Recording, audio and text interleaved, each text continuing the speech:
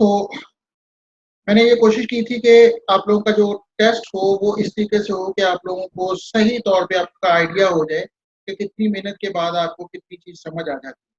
अब मैं आप लोगों के साथ एक स्क्रीन शेयर करने जा रहा हूँ। जी, मेरे दूसरे मोबाइल की स्क्रीन नज़र आना शुरू होगी आप लोगों को? जी नजर आ रही सर। है। ओके, PHY 616 में ओपन करते हैं जी। अब ये देखें कि मैं सारा पूरा स्टेप बाय स्टेप सारी चीज़ें करने की कोशिश करता हूँ। यहाँ पे जो हमारे पास ये टेस्ट है इस वक़्त जो हम इसको देखने जा रहे हैं। सबसे पहले जब भी आपके डैशबोर्ड के ऊपर वो कोई भी असाइनमेंट टेस्ट वगैरह आता है तो वो इस तरीके से आपको नज़र आता है। आप जब उसको ओपन करते हो तो यहाँ पे जो अटैचमेंट इसके साथ है वो असल में आपका टेस्ट है और ये गूगल फॉर्म के अंदर होता है। इंडिपेंडेंटली भी आपके साथ लिंक शेयर किया जा सकता था, लेकिन फिर आप लोग पिछली दफ़ा की तरह ज़्यादा कन्फ्यूज़ होते रहते। तो यहाँ पे मैं उस टेस्ट के ऊपर क्लिक कर रहा हूँ। वो जैसे ही मैं टेस्ट पे क्लिक करूँगा तो वो उस टेस्ट को ओपन कर देगा। अब मैं इसको चूँकि उस पे ऑलरेडी मैं कर चुका था, इसलिए ऐसे-वैसे हम कर लेते हैं। ओके जी। अब यहाँ से सबसे पहले ईमेल एड्रेस है। चलें जी, मैं इसका ईमेल एड्रेस ये ईमेल एड्रेस है इसका और कोशिश आप लोगों ने करना है कि जिस ईमेल एड्रेस के साथ आप लोगों ने इसको लिंक किया होगा, वही हर दफ़ा दिया करें, चेंज ना किया करें।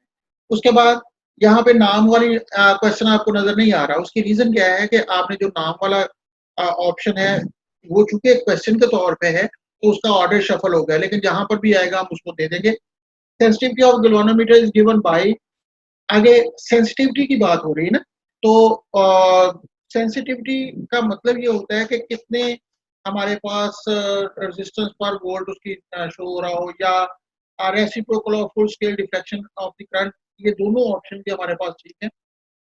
क्योंकि सेंसिटिविटी का मतलब होता है थोड़े करंट के साथ ज़्यादा डिफ्लेक्शन आ जाए, यानी थोड़ी वोल्टेज भी वो शो कर सके, दैट इज़ द सेंसिटिविटी। तो इसलिए ये रेजिस्टेंस पर भी डिपेंड करेगा और अल्टीमेटली डिफ्लेक्शन पर करंट पर भी ये डिपेंड करेगा। तो इसलिए ए और बी दोनों वाली ऑप्शन ठीक है यहाँ पे। क्लियर हो गई ये बात? अच्छा, अगर फर्ज करें कि आपको लगता है कि ये आपने आंसर गलत दे दिया, तो जब तक आप इसको सबमिट नहीं कर पाते तो आप उसको क्लियर सिलेक्शन के साथ करके खत्म कर सकते हैं। तो बहरहाल ये क्लियर सिलेक्शन हमें उस वक्त इस्तेमाल करना पड़ती है जब यहाँ पे चेक बॉक्सेस हों, यानी एक वक्त में आप 2 या 2 से ज़्यादा ऑप्शन को सिलेक्ट करने की वाली हो। लेकिन ये चूँकि रेडियो बटन हम कहते हैं जो दायरे वाले होते हैं। रेडियो बटन होने की सूरत में आप एक वक्त में एक ही सिलेक्ट कर सकते हैं, इसलिए आप करें या इसको वैसे चेंज कर दें, तो ये वैसे भी चेंज हो जाएगी। तो बहरहाल आगे चलते हैं। The internal resistance of the volt meter must be very high so that, अब इंटरनल रेजिस्टेंस इसलिए हाई होनी चाहिए कि वोल्ट मीटर हम अटैच करते हैं पैरेलल, और पैरेलल वोल्ट मीटर अटैच करने का मतलब क्या होगा? जब हम वोल्ट मीटर को पैरेलल अटैच करेंगे तो करंट के लिए 2 पाथ अवेलेबल होंगे। जब वो दूसरे पाथ की तरफ जा सकेगा तो इसका मतलब ये होगा कि हमारे पास एक पाथ जो बनता है वोल्ट मीटर वाला, उसमें से करंट गुजरेगा तो असल पाथ से करंट कम हो जाएगा, और जब असल पाथ से करंट कम होगा तो अल्टीमेट रिजल्ट क्या होगा? रिजल्ट यही होगा कि पोटेंशियल ड्रॉप भी कम हो जाएगा और इस वजह से वो रेजिस्टेंस के अक्रॉस जो पोटेंशियल डिफरेंस होगा वो भी कम हो जाएगा। तो इसलिए जरूरी है कि रेजिस्टेंस बहुत ज्यादा हो ताकि करंट कम से कम उसमें से गुजरे। तो यहाँ पे सिलेक्शन हमारे पास हो जाएगी minimum current passes through the volt meter. हाँ जी बेटे, यहाँ तक बात समझ आ गई? मुझे थोड़ा सा रिस्पॉन्ड करते जाएं ताकि मुझे पता हो कि आप लोग सो नहीं गए। Yes sir. Yes sir.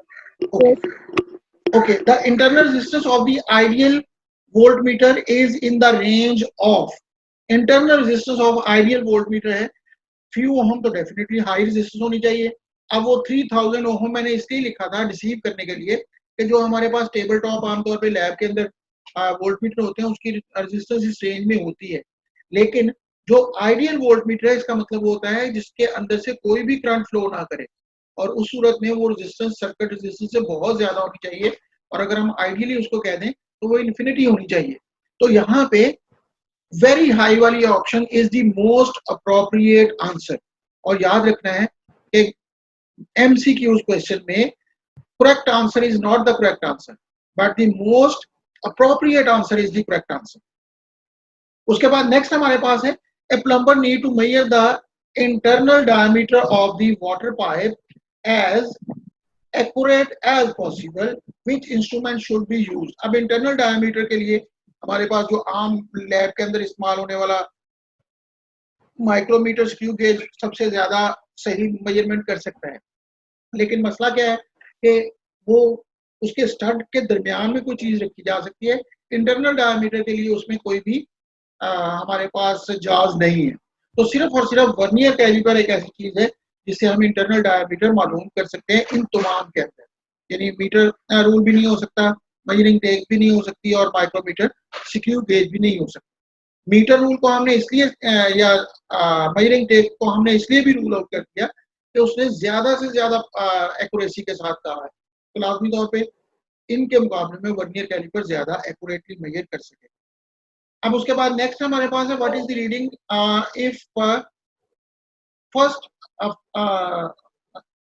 If first figure shows the scale with jaws are closed and the second, यानी जो पहली फिगर है ये उस वक्त है जब दोनों जाज क्लोज्ड हैं और दूसरी फिगर से उसकी रीडिंग हमने मालूम करनी है। तो इसका मतलब पहली रीडिंग में से हमने मालूम करना है कि उसकी जीरो एरर कितनी है। अब अगर इसकी जीरो एरर की बात करें तो ये हमारे पास मेन स्केल के जीरो से राइट साइड पे नजर आ रहा है, तो इसका मतलब इसकी जीरो एरर पॉजिटिव होगी और आखिर पे हमें उसको नेगेटिव करना पड़ेगा करेक्शन के लिए। तो अगर जीरो एरर पॉजिटिव हो तो आप पहले जीरो से शुरू करते हैं और देखते हैं कि कौन सी लाइन मिल रही है, और अगर आप इसको देखें तो ये थर्ड लाइन मिल रही है।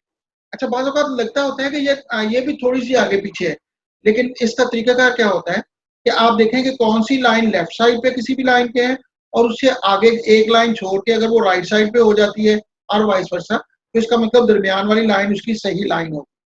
तो यहाँ पे ये हमारे पास आ गई ऑप्शन, जो सही वाली ऑप्शन लग रही है वो ये लग रही है, जो थर्ड लाइन यहाँ पे नजर आएगी दरमियान में, तो ये हमारे पास सही लाइन है। उसके बाद नेक्स्ट इसके साथ आगे अगर हम चलें तो सॉरी, जो रीडिंग इस वक्त नजर आ रही है आपको, तो इस रीडिंग में आप गौर करें कि इस जीरो से पहले देखनी मेन स्केल की, सर जी इसका आंसर लगा दें। मैं अभी बताता हूँ कि इस रीडिंग से पहले ये 1 है, यानी इस जीरो से पहले 1 आ रहा है। एक आगे एक और क्वेश्चन आएगा, उसमें एक और कंफ्यूजन भी होती है जो मैं आपको बात बताता हूँ। तो ये 1 मेन स्केल रीडिंग होगी। उसके बाद हम देखें कौन सी लाइन मिल रही है, तो इस वक्त लाइन ये 6 मिल रही है, छठी लाइन मिल रही है जी, छठी लाइन मिल रही है। तो इसका मतलब 1.06 बन जाएगा इसकी मेन स्केल रीडिंग के साथ ऐड करने के बाद। लेकिन अगर आप उसको जीरो एरर देखें तो वो थी 0.03 पॉजिटिव, तो लाजमी तौर पे यहाँ पे उसको माइनस करना पड़ेगा। तो आंसर फिर क्या आ जाएगा 1.03, 1.06 ये वाली और माइनस 0.03 ये वाली, तो इसका मतलब 1.03 बाकी बच जाएगा। समझ आ गई जी बात? ओके जी, नेक्स्ट है हमारे पास द फिगर बिलो शोज। अब यहाँ पे उसने ये बता दिया हुआ है कि इसकी जीरो एरर कितनी है। अब अगर आपको जीरो एरर का अगर आपको पता हो -0.3 है तो लाजमी तौर पे ये आखिर में ऐड होगी। करेक्शन हमेशा एरर से ऑपोजिट होती है। अब ये हमारे पास क्या होगा कि हम यहाँ पर देखेंगे कि मेन स्केल रीडिंग कितनी है, तो इसका मतलब मेन स्केल रीडिंग इस वक्त 10 आ रही है जीरो से पहले। उसके बाद कौन सी लाइन मिल रही है जी? 2 वाली मिल रही है। हाँ जी, 2 वाली लाइन मिल रही है, तो इसका मतलब ये होना चाहिए 10.02। अब ये 10.02 वाली जो ऑप्शन आपको नजर आ रही है, इसमें ये 0.03 लाजमी तौर पे उसमें नेगेटिव में है जो ऐड होनी है, तो 10.02 प्लस 0.3, तो ये हमारे पास आंसर आ जाएगा 10.32। 10.02 प्लस 0.3, तो ये आंसर 10.32 के बराबर आ जाएगा। नेक्स्ट इज दी बहुत ही इम्पोर्टेंट हमारे पास इंफॉर्मेशन है जी। नेक्स्ट, इसको आपने गौर से देखना है कि हम क्या करने जा रहे हैं। ये आप लोगों के मोबाइल में से किसी की आवाज आ रही है या मेरे मोबाइल का प्रॉब्लम? जैसे कि मोबाइल मेरा ख्याल मोबाइल का इशू आ रहा है, ये जरा ऑफ कर लें। अच्छा जी, नेक्स्ट ऐड फाइल वाला क्वेश्चन आ गया जी। अब ऐड फाइल का क्या तरीकेकार होगा, आपने सपोज करेंगे एक डायग्राम बना ली, अब आपने ऐड फाइल पर क्लिक करना है। जब मैं ऐड फाइल पर क्लिक करता हूं तो उस सूरत में मेरे पास जो ऑप्शन आ रही हैं वो कुछ इस तरह की आ रही हैं, अपलोड करना, माय डिवाइस, प्रीवियसली सिलेक्टेड। तो यहाँ पे दो ऑप्शन हैं, एक तो आपके पास पहले से आपके ड्राइव के ऊपर पड़ी हो, ड्राइव से मुराद गूगल ड्राइव है या, और या फिर पहले से कोई हमने सेलेक्ट की हुई हो। यहाँ पे ज्यादातर हम यूज करते हैं अपलोड फाइल। तो अपलोड फाइल के अंदर select file from your device जी। अच्छा जी, अब यहाँ पे हमारे पास जो काम होगा वो ये होगा कि हमने सिलेक्ट करनी, आपने फर्ज करें कि आपने बना लिया उसको, उसके ऊपर पेपर के ऊपर एक डायग्राम बना ली। डायग्राम बनाने के बाद आपने उसको अपलोड करना है। अपलोड करने का एक तरीका तो ये है कि आप पहले से उसको स्कैन कर लें या तस्वीर खींच के रख लें। दूसरा तरीका, यहाँ पे एक बड़ी अच्छी ऑप्शन आपको मिलती है, आप लोग सिलेक्ट फ्रॉम योर डिवाइस पे क्लिक करेंगे।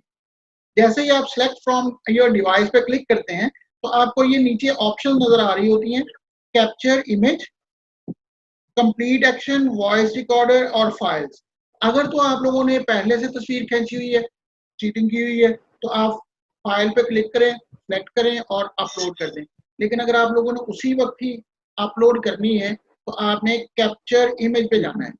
कैप्चर इमेज पे क्लिक करते हैं तो उस सूरत में हमारे पास जो रिजल्ट आ रहा है वो कुछ इस तरह का आ जाता है कि आपने कैप्चर इमेज के बाद उसको कैमरा या ओपन कैमरा, अगर आपके मल्टीपल कैमरा उसके ऊपर इंस्टॉल्ड है तो इस वक्त कैमरा पे आप क्लिक कर रहे हैं। मैं सपोज कर रहा हूँ कि एक ही कैमरा का सॉफ्टवेयर हमने किया हुआ है।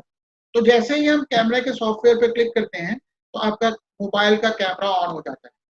सपोज कर लें कि यही हमारे पास वो पिक्चर है जो इस वक्त नजर आ रही है, इसी को हमने अपलोड करना है। सपोज करें कि आपने ये सर्कल डायग्राम जो बनाई हुई है वो यही है। मैं इसको जस्ट क्लिक कर रहा हूँ, कैप्चर कर रहा हूँ और साथ ही नीचे ओके और रीट्राई की ऑप्शन आ जाती है। अगर आपकी तस्वीर साफ नहीं है, वाज़ेह नहीं है या बहुत ज़्यादा ब्लर आ गई है तो आप रीट्राई कर सकते हैं, अदरवाइज ओके कर देंगे। ओके मैं करूँगा तो वो अपलोडिंग स्टार्ट कर देगा। यहाँ पे जैसे ही यहाँ पे आया तो ऐड मोर की ऑप्शन आ गई। ऊपर देखें, गौर करें कि एक लंबा सा नंबर आ रहा है, डॉट जेपीजी लिखा हुआ है, 3.22 MB की है। तो आप लोगों ने ऐड मोर पे क्लिक नहीं करना। ऐड मोर का मतलब दोबारा आप उसी पे चले जाएंगे। अब आपने यहाँ से अपलोड पे क्लिक कर देना। जैसे ही आप अपलोड पे क्लिक करोगे तो ये अपलोडिंग शुरू हो जाएगी। Depending upon your internet speed ये उसको अपलोड कर देगा। जी गुलाम रसूल साहब, आपका माइक। सर अगर तस्वीर हाँ हाँ जी जी सर बोलिए। अगर तस्वीर फायदा हमसे रॉन्ग इनके ऊपर आ गई हो तो फिर हमने इसको काटना हो तो फिर तो वहां पे उसको जरा लंबा क्लिक करेंगे तो वो डिलीट की ऑप्शन भी आ जाएगी आपके पास। चलो एक दफा सर इसको अपलोड करके बता देना। ठीक हो गया। वो अपलोडिंग से पहले ही आपको चले पता चल जाना। कभी खुद भी कुछ कर लिया करो यार। जी ओके गुलाम सर रसूल जी। साहब का माइक ऑन हो गया कि नहीं? हाँ जी हो गया सर, हो गया। बकरे बन जाओ पहले। अच्छा ये देखो, आप ड्रा सर्कल डायग्राम वाला क्वेश्चन है, उसके नीचे वो फिगर अटैच हो गई है। अब यहाँ पर देखें, आप जस्ट इसको क्रॉस पे क्लिक कर देंगे। अब मैं करूंगा नहीं, क्रॉस पे क्लिक कर देंगे तो वो खत्म हो जाएगी। बात समझ आ गई? यस सर सर ठीक है। जी, जी जी। सर जी मैंने ऐसे ही अपलोड की थी ये डायग्राम, लेकिन मुझे उसके मार्क्स ही नहीं मिले।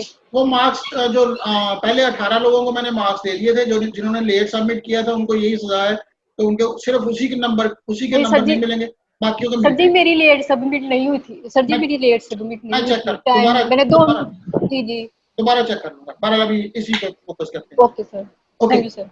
जी। नेक्स्ट हमारे पास एक स्केल बनी हुई है। उसके ऊपर इस का मकसद ये था कि आप लोगों को लीस्ट काउंट का भी पता हो कि किस तरीके से कोई भी स्केल पढ़नी कैसे है। तो आप अगर गौर करें तो इसके ऊपर आपको स्केल जो नजर आ रही है वो बड़ी सिंपल सी स्केल नजर आ रही है कि सबसे पहले नीचे वाली अगर रेड लाइन, चलें ऊपर से शुरू करते हैं ओहम से।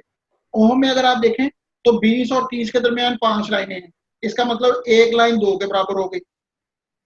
तो इट मीन्स कि हमारे पास ये रीडिंग 26 के बराबर होगी। 26 ओहम होगी उसके बाद नीचे वाली अगर ऑप्शन देखें तो 4 और 6 के दरमियान फिर 10 लाइनें हैं।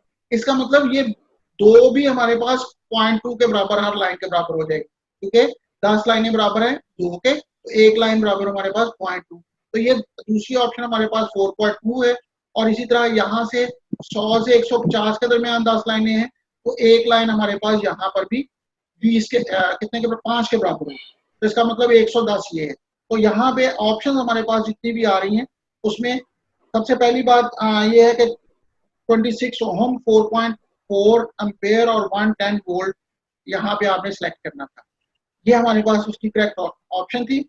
उसके बाद नेक्स्ट हमारे पास रीडिंग है, इसकी रीडिंग लेनी है, तो आप गौर करें अगर, तो ये 6 और 7 पूरे नजर आ रही है ऊपर वाली लाइन, और नीचे वाली उससे एक आगे लाइन नजर आ रही है। तो इसका मतलब मेन स्केल रीडिंग हमारे पास 7.5 मिलीमीटर है। उसके साथ अगर हम इसको 22 को ऐड कर लेंगे, जो हमारे पास 22 नजर आ रहा है, तो इसका मतलब 7.77। और यहाँ पे मैंने उसमें सॉरी 7.72, यहाँ पे मैंने गलती से 7.72 सेंटीमीटर वाले को सही किया हुआ था, मैंने ठीक कर दिया। अब आप लोगों के नंबर मॉडिफाई हो गए होंगे। ये सही है, इसका आंसर होगा 7.72 मिलीमीटर। नेक्स्ट इज दी कि इस की रीडिंग हमने नोट करनी है, जबकि इसमें पहले से 0.03 मिलीमीटर नेगेटिव जीरो एरर मौजूद है। तो नेगेटिव जीरो एरर का मतलब जीरो करेक्शन इसकी पॉजिटिव होगी, और पॉजिटिव जीरो एरर की सूरत में ये हमारे पास कुछ इस तरह की सिचुएशन आ जाती है कि आंसर क्या बनेगा जी इसका 2.5 ऑलरेडी है इस पर, और इस वक्त 38, तो 2.5 प्लस 38 माइनस 0.03 करेंगे तो ये 2.85 मिलीमीटर इसका आंसर आ जाएगा। इसी तरीके से इसकी रीडिंग असल में टाइम थोड़ा रह गया उसका, तो ये हमारे पास अगेन 7.5 नीचे वाली भी नजर आ रही है। ये जब 2 3 4 5 हो ना, तो इसका मतलब नीचे वाली लाइन होती है। अगर ये हो 40 45 तो फिर हम नीचे वाली लाइन नहीं गिनते होते। तो ये बेसिकली 7.5 नीचे वाली लाइन है, और 14वीं लाइन मिल रही है, तो 7.5 प्लस 0.14, तो 7.62, ये हमारे पास इसका सही आंसर आ जाता है। यहाँ पर जो मैंने कहा था कि एक और कंफ्यूजन भी होती है, इस पर आपने मेन स्केल रीडिंग जो लेनी है ना, वो 2.2 नहीं है, ये जीरो से पहले देखनी होती है। इस जीरो से पहले, ये ऊपर वाले जीरो से पहले, इस जीरो से पहले देखनी है कि कौन सी लाइन है। तो ये असल में 2.3 लाइन है, तो मेन स्केल रीडिंग आएगी 2.3, और अल्टीमेटली कौन सी लाइन मिल रही होगी, कौन सी मिल रही है जी, गौर करें।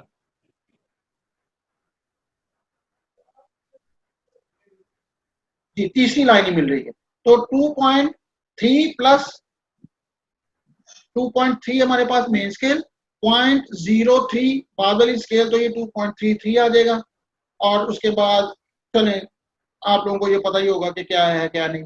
नेगेटिव जीरो एरर है, 45 की तरफ है ना, तो नेगेटिव जीरो एरर है, इसका मतलब वो 0.04 विद नेगेटिव, यहाँ पे जीरो एरर ही मालूम करनी थी। उसके बाद हाई रेजिस्टेंस बॉक्स सीरीज में लगाया जाता है। नेक्स्ट आपने डायमीटर और इंटरनल डायमीटर मालूम, तो डायमीटर ऑफ पिन है, तो इसका मतलब इसके लिए माइक्रोमीटर स्क्रीन यूज होगा, और इंटरनल डायमीटर के लिए वर्नियर कैलिपर का इस्तेमाल किया जाता है। ये आप लोगों ने अपना 8th सेमेस्टर सेलेक्ट करना था, इसके कोई नंबर नहीं थे।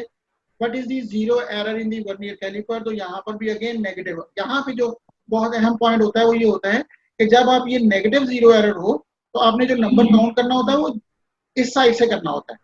यानी हमारे पास ये तीसरी लाइन है, 7वीं लाइन नहीं है, ये ज़हन में रखना है।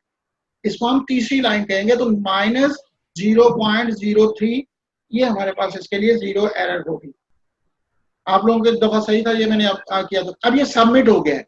जैसे ही सबमिट हुआ तो व्यू स्कोर और ओपन असाइनमेंट की ऑप्शन नजर आ रही है। आप अगर चाहें तो व्यू स्कोर कर सकते हैं यहाँ से। अब इसके 16/20 मार्क्स हैं, जो भी अभी इसके वो नंबर नहीं लगे जो मैनुअल चेकिंग वाले हैं। तो हम इसको बैक करेंगे यहाँ से। अभी आपका सबमिशन वाला काम गूगल क्लासरूम पे नहीं हुआ, फॉर्म के ऊपर हो गया है। यहाँ से फिर बैक करेंगे, हम जाएंगे क्लासरूम के अंदर। गूगल क्लासरूम में सॉरी हो गया, यहाँ तक अब पहुंच गया। अब उसके बाद आपने ये एरो ऊपर करना होता है। इस एरो में यहाँ पे ऐड अटैचमेंट भी है और मार्क एज डन है। तो जैसे ही आप मार्क एज डन करेंगे तो ये दोबारा पूछेगा। दोबारा पूछने पर आप दोबारा इसको क्लिक करेंगे और क्लिक करने के बाद ये वर्क सबमिट हो चुका है और निशानी होगी, ऊपर लिखा आ जाएगा अनसबमिट। इससे ये होगा कि हमारे पास जो स्क्रीन यहाँ से आपका जो टर्न इन, ये गौर करें यहाँ पे टर्न इन लेट, कि हमने उसको लेट सबमिट करवाया।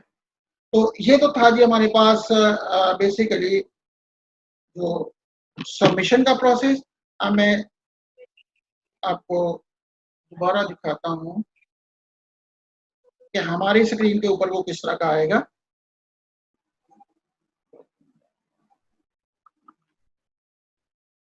जी, अब नजर आ गया होगा आप लोगों को। इस वक्त ये 24 टर्निंग है और 28 असाइंड है। इसका मतलब ये है कि 24 लोगों ने अभी जमा करवाया है, उसमें 2 तो मेरे अपने ही हो गए, बाकी इसका मतलब 22 लोगों ने जमा करवाया और वो भी काफी सारा उन्होंने लेट करवाया।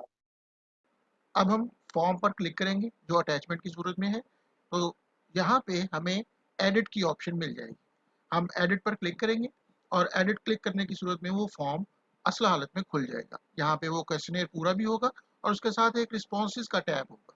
हमने उस रिस्पॉन्सेज के टैब पे अगर क्लिक करें तो हमारे पास तमाम रिस्पॉन्सेज का एनालिटिक्स हमारे पास सामने आ जाएगी। हम उसको व्यू करके देख सकते हैं कि कौन सा क्वेश्चन स्टूडेंट्स के लिए ज़्यादा टफ था और कौन सा ज़्यादा ईजी था, जिससे हमें अपने स्टूडेंट्स के लेवल को जज करना आसान हो जाता है। सॉरी। अब अगर हम क्वेश्चन के टैब पर क्लिक करें तो हमारे पास इंडिविजुअल क्वेश्चन के लिए अलग-अलग तमाम स्टूडेंट्स के रिस्पॉन्सेज नज़र आ जाते हैं। यानी अगर मैंने क्वेश्चन नंबर 2 पे क्लिक किया या 3 पे क्लिक किया तो हर स्टूडेंट ने जो उसका आंसर दिया होगा वो वहाँ पे हमें नज़र आ जाएगा। और अगर हम इंडिविजुअल स्टूडेंट को देखना चाहें तो हम इंडिविजुअल टैब पर क्लिक करने के बाद उस स्टूडेंट का आईडी यानी ईमेल एड्रेस पर क्लिक करें तो उस स्टूडेंट का पूरा रिजल्ट टेस्ट हमारे सामने आ जाएगा और हम देख सकेंगे कि उसने कौन से क्वेश्चन का सही आंसर किया और कौन से क्वेश्चन का आंसर सही नहीं किया। इस तरीके से हम स्टूडेंट्स को इंडिविजुअली और ओवरऑल जज कर सकते हैं, उनकी कारकर्दगी के बारे में टेस्ट गैस कर सकते हैं। अब अगर ये तमाम रिजल्ट्स हम एक शीट की सूरत में लेना चाहें तो हम टॉप कॉर्नर के ऊपर शीट के आइकन पर क्लिक करेंगे और जब हम इस शीट पर क्लिक करते हैं तो वो शीट एक नई हमारे पास गूगल शीट के तौर पे खुल जाती है। इस शीट के अंदर वो तमाम इंफॉर्मेशन जो हमें इंडिविजुअल लेवल पर हम देख रहे थे वो सारी की सारी नजर आ जाती हैं, जिसमें मेजर हमारे पास स्कोर्स भी साथ ही उसके ऐड हो जाता है।